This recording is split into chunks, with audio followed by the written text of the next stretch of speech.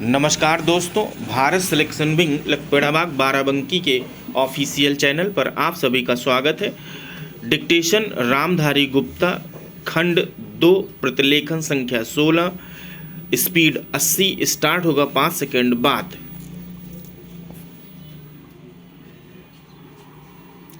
महोदय, सामुदायिक और सामाजिक परिसंपत्तियां सृजित करना ग्रामीण गरीबों को प्रत्यक्ष तथा निरंतर लाभ पहुंचाने हेतु उनके लिए परिसंपत्तियों का निर्माण करना, मजदूरी स्तरों पर सकारात्मक प्रभाव डालना, ग्रामीण लोगों के जीवन स्तर में समग्र रूप से सुधार लाना, गरीबी की रेखा के नीचे बसर करने वाले लोग लक्षित वर्ग हैं।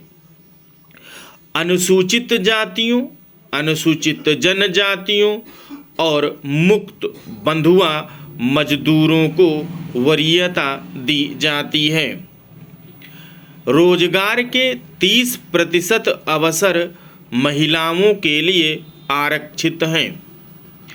केंद्र और राज्यों द्वारा 80 व 20 के अनुपात में व्यय वहन किया जाता है। केंद्रीय आवंटन देश के कुल गरीबों की तुलना में राज्य संघ शासित क्षेत्र के गरीब ग्रामीण लोगों के अनुपात के आधार पर किया जाता है।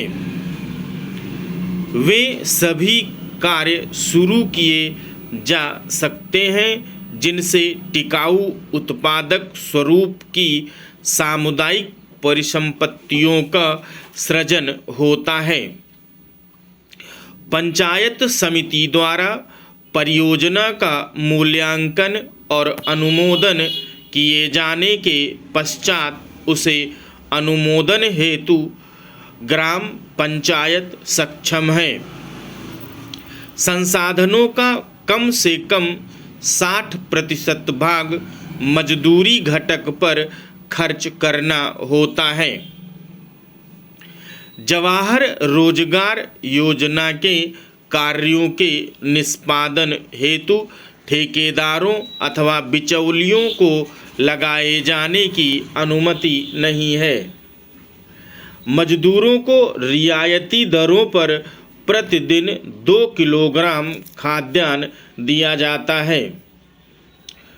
1755 पुनर्गठित ब्लॉकों में मजदूरों को दिए जाने वाले खाद्यान्नों का जारी मूल्य प्रति किलोग्राम 50 पैसे कम है। जवाहर रोजगार योजना की सामान्य प्रणाली के अलावा पिछड़ेपन के आधार पर चयन किए गए 120 पिछड़े जिलों में कार्यक्रम को तेज करने के लिए 700 करोड़ रुपए आवंटित किए गए हैं। जवाहर रोजगार योजना की तीसरी पद्धति में विशेष और अभिनव परियोजनाएं प्रारंभ करने का प्रावधान है, जिनका उद्देश्य मजदूरों का नगरों में पलायन को रोकना, महिलाओं के लिए रोजगार के अवसर बढ़ाना तथा स्वयंसेवी संगठनों के माध्यम से ऐसे विशेष कार्यक्रम चलाना है जिनका ध्येय जल संभरण विकास, बंजर भूमि का विकास करना हो। मानव जीवन यापन के लिए आवास महत्वपूर्ण है और इसलिए सामाजिक आर्थिक विकास के लिए यह आवश्यक है। ग्रामीण लोग अच्छे उन्नत किस्म के मकानों की अत्यंत आवश्यकता महसूस करते हैं।